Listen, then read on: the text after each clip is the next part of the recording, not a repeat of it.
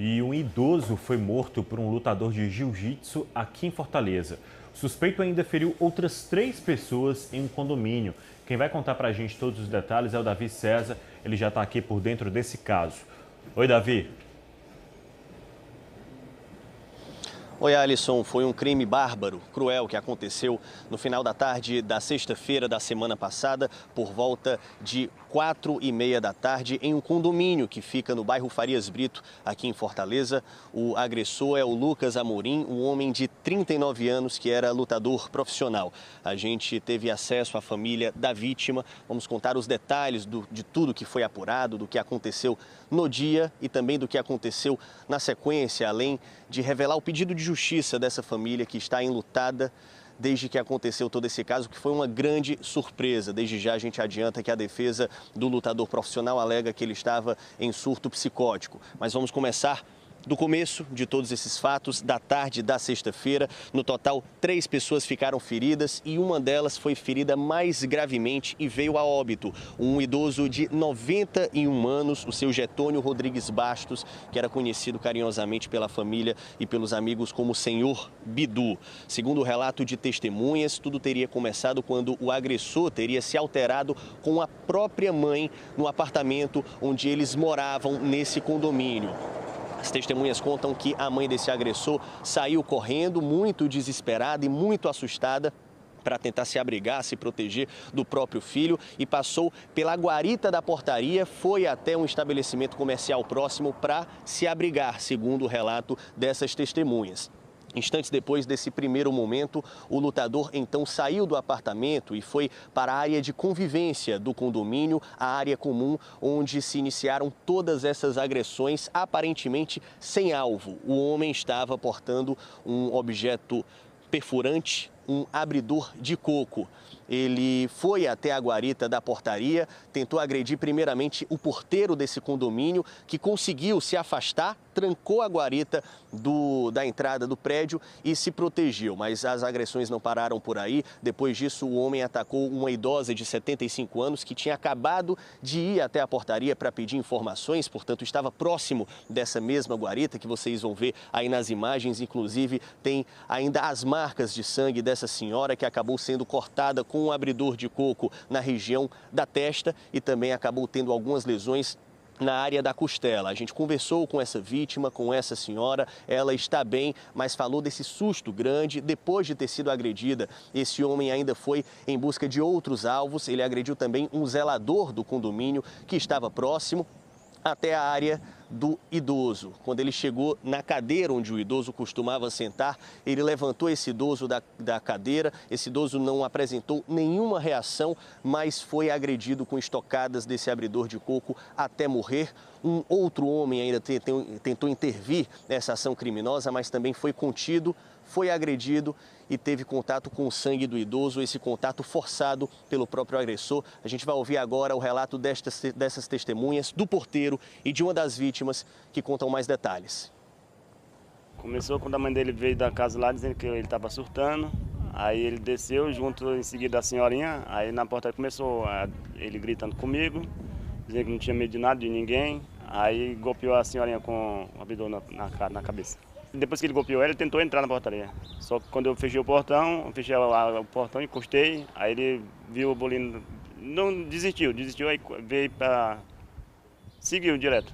Aí ele golpeou o zelador, aí em seguida eu tirei a senhorinha para tirar de dentro dela, daqui de dentro para lá, ele pegou e foi pro bloco 5, o bloco 5 eu não vi. Ele chegou aqui perto de mim, falando que eu era a mãe dele, com a arma aqui do meu lado. Aí eu disse, olha, eu não sou sua mãe. Aí pronto, eu saí do ar. Eu caí, acho que ele me empurrou. Não, eu senti medo, né? Porque uma arma bem aqui, e eu sou do interior, se aquele negócio tivesse pego na minha garganta, eu tinha morrido. Bom, vamos ao estado de saúde dessas vítimas. A primeira vítima você acabou de conferir no relato. Ela preferiu não se identificar, está bastante abalada. Ela passou 2 dias internada em um hospital para curar todos esses ferimentos, mas já está em alta, já está em casa. Não é à toa que ela conversou com a gente. Nós não temos ainda informações sobre o zelador, mas também teria passado por atendimento médico e estaria bem. E em relação ao terceiro homem agredido, ele teve apenas ferimentos leves e não precisou de atendimento médico. Em relação ao idoso que foi morto, a família conta que ela mesma fez o resgate depois que o agressor saiu da cena do crime. Os familiares colocaram o idoso, que estava com o rosto bastante ferido, dentro do carro, levaram o idoso até o IJF. Os familiares contam que ele ainda estava com batimentos cardíacos, mas quando chegou no hospital já inconsciente, foi determinado o óbito. Ainda sobre a cena do crime, depois de ter cometido todas essas agressões contra 4 pessoas e tentado também contra o porteiro, esse homem foi até a rua, saiu. Foi o momento em que a polícia chegou até o local, a polícia já havia sido acionada e foi quando começou a abordagem já na Avenida Bezerra de Menezes. A gente tem as imagens desse fato, o homem ainda estava visivelmente descontrolado e mesmo com a presença de 2 agentes de segurança pública armados, ele foi para cima dos policiais. Os policiais tentaram conter esse homem,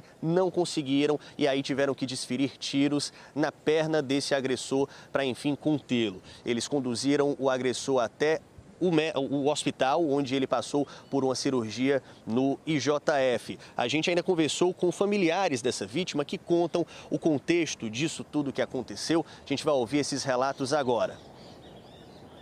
Era a pessoa mais querida do condomínio, era ele, entendeu? Todo mundo gostava dele, né? Nunca teve desavenças com ninguém, com nenhum vizinho. Era muito querido, né? Todo mundo que passava falava com ele, ia lá, cumprimentava. Ele sempre ficava na cadeirinha dele, no lugarzinho dele, onde ele gostava de ficar recebendo esse vento que a gente está vendo agora. E aquele, para ele, era o lugar seguro, entendeu? Era o lugar dele de paz, né? Onde ele se sentia bem confortável. É uma convivência normal entre vizinhos, né? A gente nunca teve nenhuma desavença entre a gente sempre se deu bem, assim, nunca teve motivo, sabe, para isso. A gente tenta encontrar um motivo e não existe. Só ir entrar e ver que ele não está ali, isso nos arrasa o coração. Então a gente, assim, não tem, é indescritível a dor que a gente está sentindo. Mas o que a gente quer, assim, nesse momento é justiça, no sentido de que as autoridades deem uma atenção especial ao caso em si, porque não foi só uma coisa contra o meu avô, foi contra um condomínio. A família toda consternada, comovida e, sobretudo, mobilizada por justiça. Para vocês terem a dimensão do que foi esse episódio que aconteceu na sexta-feira, essa família, né, que conversou com a gente, esses 2 representantes da família, contam que essa mesma família mora no condomínio do Farias Brito já há bastante tempo. Então, não eram moradores recentes, eles estão lá desde 2001. Então, são mais de 20 anos morando nesse condomínio, que até então era sinônimo de porto seguro, de um lugar da família. Não somente o seu Bidu e a esposa moram no local, mas também filhos dele, netos e até bisnetos ocupam outros apartamentos e outros blocos desse condomínio. Eles até falaram aí nas entrevistas que eles tinham uma relação até então cortês com o próprio agressor. Eles conheciam o homem de 39 anos, o Lucas Amorim, desde a adolescência dele, pelo que a família própria conta. Costumavam jogar futebol com o agressor na quadra, costumavam ter aquela relação normal de vizinhos, de cumprimentar, de saudar, de ver de longe, embora não tivessem uma relação íntima com esse homem. E aí foi uma grande surpresa na tarde de sexta-feira, quando tudo isso aconteceu. Essa cena toda que a gente vem relatando para vocês ainda segue como objeto de investigação da Polícia Civil. A gente vai ouvir agora o relato dos policiais que atenderam essa ocorrência na noite do crime. Então saiu do condomínio, né, depois de cometer esse ato dentro do próprio condomínio, onde a Polícia Militar teve que abordá-lo e chegou a ter que lesionar, como falei, né, por conta da ameaça, inclusive aos policiais militares. Eu soube que as pessoas, né, aqui foram todas socorridas, né, a Polícia Militar fez a prisão dele, né, conduziu, também foi socorrido porque foi lesionado, né, para em seguida fazer o procedimento. Segundo a polícia, o Lucas Amorim já tinha antecedentes criminais por ameaça e contravenção penal. No momento, ele está sob a custódia da polícia. A gente também recebeu uma nota da defesa do lutador profissional. Na defesa consta que a defesa apresentou um atestado de insanidade mental, que no momento dessa agressão, o agressor estava em surto psicótico e não tinha controle sobre suas próprias ações. A defesa do lutador ainda afirma que a família do agressor está profundamente consternada também com tudo o que aconteceu e lamenta a morte do idoso. Volto com vocês aí no estúdio. Não é para menos, né, Davi? Porque realmente é um caso lamentável que muito nos entristece, todo mundo que teve contato com essa história.